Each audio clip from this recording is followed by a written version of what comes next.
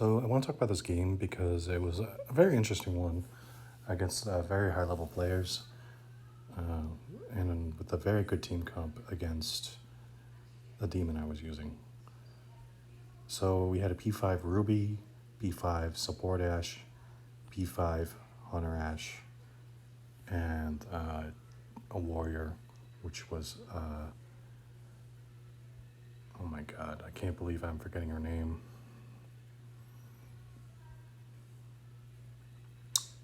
Mia. Ugh. So, the Mia was not P5, but I could tell that she was pretty decent. She would drop her weapon, so she was experienced. And you're going to see in this game that the Hunter Ash only had one dodge and was meleeing. Now, if you don't play Survivor or Hunter, you wouldn't understand why he only had one dodge and why he was meleeing all the time. But I could see why that is a good build because not many people run Warlord, right? Most people run, Necro. Sorry, not Necro. Necro's like the third most picked. Puppeteer and Ball. Now, why is this Hunter Ash running a melee build? Well, it makes sense, right? His damage is being increased by the Support Ash by marking targets and the Ruby. And what's really important with Hunter Ash is his ability to depossess. Now, I feel like David would have been better to pair off with his ability, but because the Support Ash will be marking, so then he's making up for that lost damage that he's not spec'd into, which is basically 20% from Support Ash and then 23% from Ruby. But you're going to see that that is actually his downfall for having this type of build. It makes sense to have that build against Ball and Puppeteer because Puppeteer's elites take less range damage. So I never thought about using this build myself as a Hunter Ash and a Hunter main. I consider myself like a leader Hunter main, but I have used it in the past, but I just use it for, just for laughs, really. It's not really effective. You really need to spec into your class's strengths. Now, I'm going to be talking about this in what I learned in P5ing all my hunters, because, Kelly is a character, and her strength comes from her dodges. But do you really want to have infinite dodges with Kelly?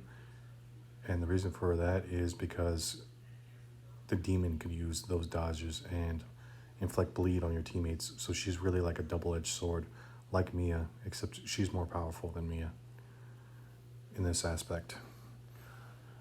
And she has the power to down her whole team very easily. But I think this Hunter Ash had the right idea here with his build.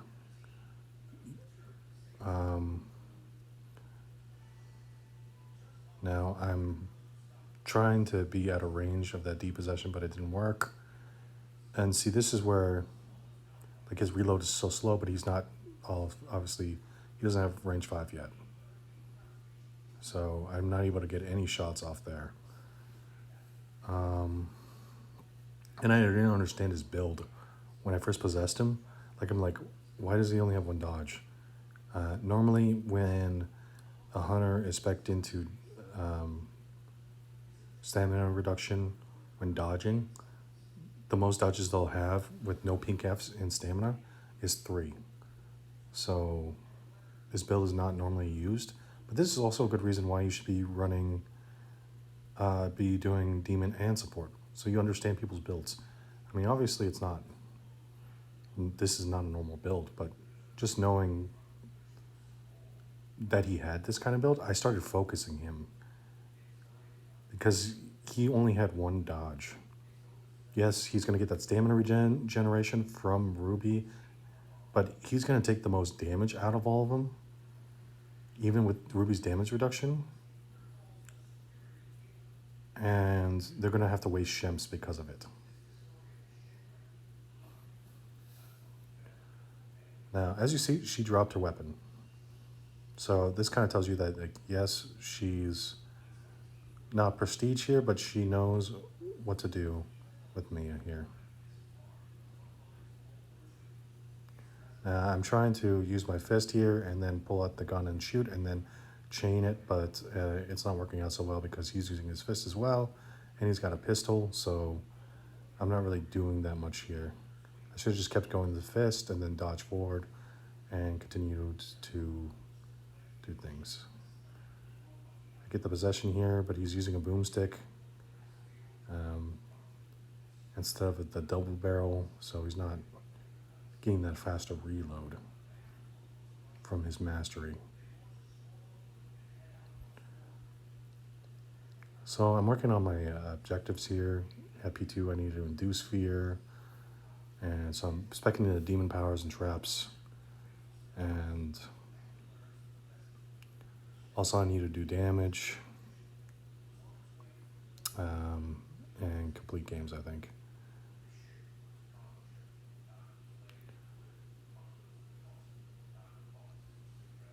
So I wanted that hit to go off before I possessed him. And he's being smart, using his railings to his advantage.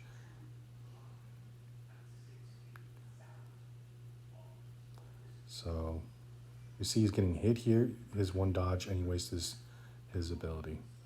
You're going to see this Ashe use his ability a lot, and I think that's a very good idea. I mean, even if I am in an elite, it's going to reduce my infernal energy, and it's very hard for Warlord to sort of maintain elites and maintain just a lot of infernal energy, unless if you spec into it, and I'm not spec into it. So once again, I want to get Fear here and possess him. And so he's got a pistol here, and Ruby has a submachine gun. So I'm not going to be really doing that much with him. Not to mention, like I said, he's not spec'd into range. So I'm only doing 1.7 multiplier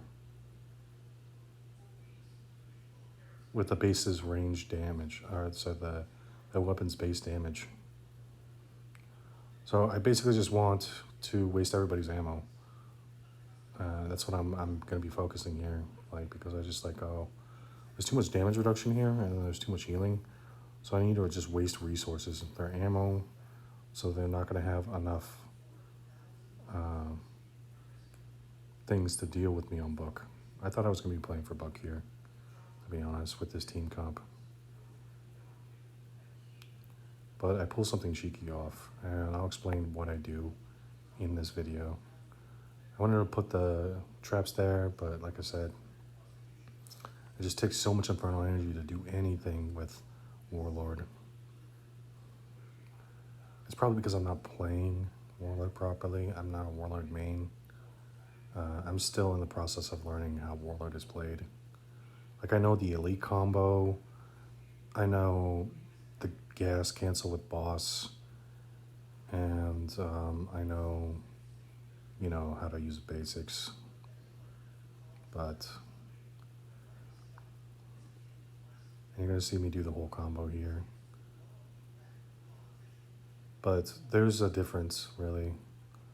Like, I'm using only lights here, but should I be using heavies? You know, I don't know. I don't have enough experience with Warlord to understand when I should be using heavies and when I should be using lights.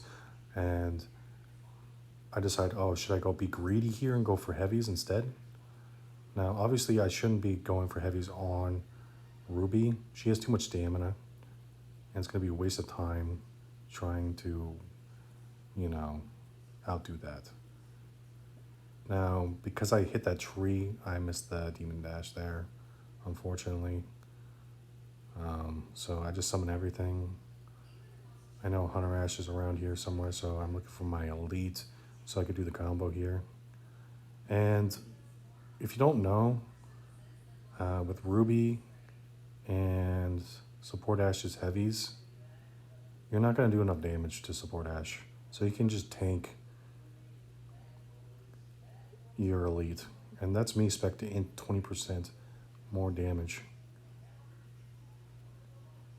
There you go. You saw him use his ability there. So now it kind of gives me permission to use on the basics if I wanted to. But I prefer elites, to be honest. This is when I find out, like, why isn't he dodging this? And he's using a bat. So, yes, he's able to get one dodge like every couple seconds. But he's taking a lot of damage here. And that's why he's going for the back shot, like, instead of shooting me. Unfortunately, that submachine gun was coming in clutch. I'm trying to kill Hunter Ash there, but Ruby's on my ass. Being very smart. That's what you want to do. You want to all rush the possessed survivor. You don't want to just let him have free reign to do everything. So luckily I got an axe here. So I go with lights again. And once again, I'm just not doing enough damage. So I start going heavies. Because I'm like, okay, they're just tanking my hits anyways. Let's see. And yeah. She still had the sword in her hand, so I thought I could possess her, but yeah, she was in the process of dropping it. So I just dropped it, trying to waste ammo once again. But I can honestly tell what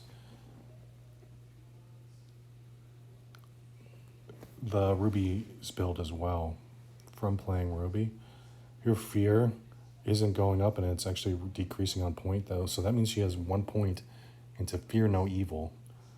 And if she has 1 point into fear no evil, she probably has 3 points into thick skin. And the only thing I have to decide is what she has spec'd into either range or melee.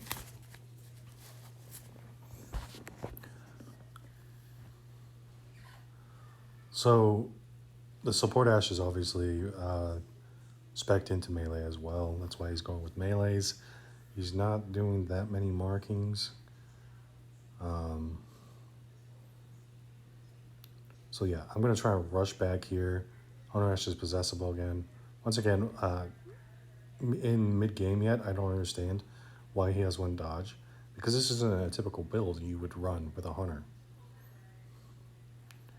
And I was very confused. I honestly, this is what I was thinking. It's like, this Hunter Ash is bad. Like, why isn't he, like, why is he trying to melee me? And that was pretty stupid of me to think. Like, just because somebody's playing a certain way doesn't mean they're a bad player. Like, they were trying something new, and I just didn't understand what it was as a survivor main, because I think to myself, like, you need to max man your build to be effective. But this was actually an effective build if they were going against the top tier demons. I just didn't think about that. I was just thinking about, like, this is a horrible build towards Warlord. Like, why can't I dodge? That's what I was thinking of as demon. I was like, why do I only have one dodge? What is wrong with this? Like, and I've actually gone up against these builds, especially like with Kelly's and stuff. I'll be spec'd into melee instead and only have one dodge, and I'll be confused, like, why can't I inflict bleed damage onto the other survivors while I possess him? So, like, and this is kind of like a thing that demons do. Some demons like run specific builds to kind of throw off survivors. Like, instead of running a basic build for Puppeteer, you would run an elite build, and people wouldn't expect the lightning strike. But nowadays, Puppeteer can run an elite and basic build. But especially like with Plague, you know, people think like, oh, but the basics are so powerful. And yeah, they're powerful, but the elites are powerful too if the survivors don't know how to dodge properly. And they could eventually do a lot of damage. And they have a lot of health and bounce bar, and they take less melee damage. So really, you're going to be wasting a lot of resources while possessing elites for Plague. Now, I love this location for any demon. The only problem I ever face with this location is with Warlord, honestly. Because when they trigger their trap, there isn't really a lot of knockback, so I'm unable to really trap a survivor on the train car. But you're going to see in this clip that I'm able to do that because I down one of the survivors in the train car, so they're forced to go pick them up. I'm going to explain how to avoid that as well in this video. And to be honest, I don't want to tell people how to avoid it because it's a lot of fun doing this. I know probably as a survivor, it's like, what the fuck? Like, why can't I do anything? So I know he's possessible here. So I'm going to use Warlord's ability and just hope that he gets knocked back far enough.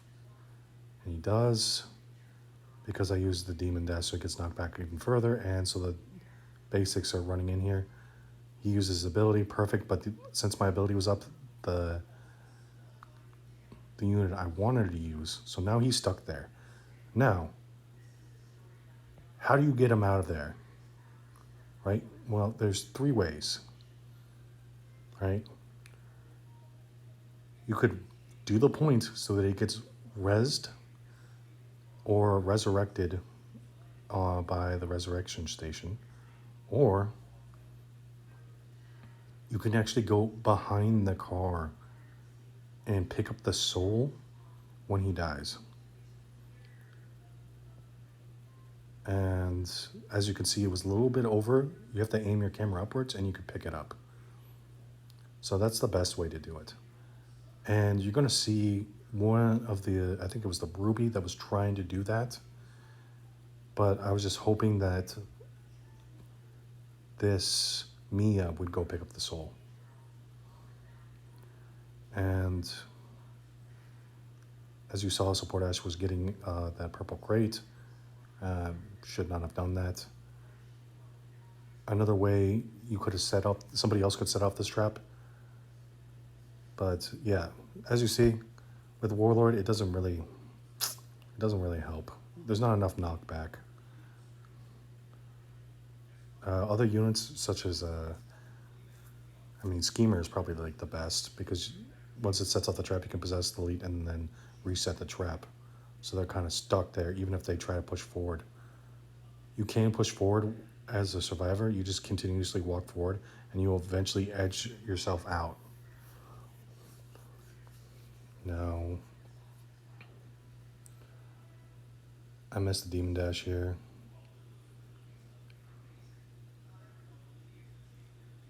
And I use Boss. I'm not spec'd into Boss at all. Like, I have no health. I have nothing. I'm just doing it to put pressure here. I want my units to kind of knock them off point, and they run away, which was a big mistake because they're just giving me free Infernal Energy here. And I try to, set up again, like try to trap this guy, but it just doesn't work. And I'm going to put it in position and use his ammo here. So, yeah. But, yeah, even here, I try to do the running thing so I can push him in, but it didn't work either. So, yeah, I just do some damage here. And Somehow the Mia's bleeding out, probably because she didn't have any shims. Like I said, the support Ash had to use all his shims to keep the Hunter Ash alive. That's why they had to like split up there. And because of that early game pressure. I don't really like to put early game pressure on, but sometimes it's just necessary, especially against like this kind of team comp. And you know, I can't just let them have. So I get very lucky with the elite, pushing him all the way here. So now, like, he can't dodge his combo. He only had, so I'm going with heavies now. So now, once again,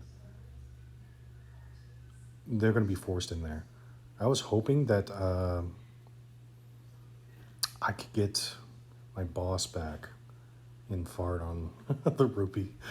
Just turn around and just let the fart kill her. But unfortunately, yeah, I just didn't have time.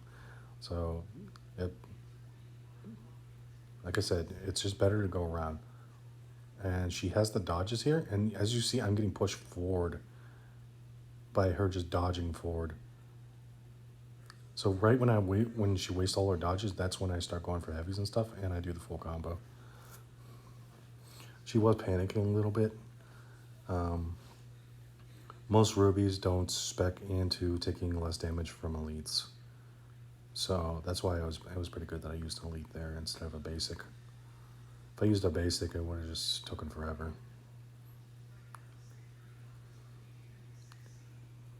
Now, once again, I'm going to wait to put the trap. I want them to go inside, and then I'll put the trap down. But I do want to trap out this area. And yeah, I just decided to set the trap. And I think, okay, I could possess this Hunter Ash here. Let's see. And do something. And of course I not. Because why? He's not expected to range. So I'm just wasted all my infrared energy because of that. So once again, somebody should stay on the trap part. And yep. He goes down.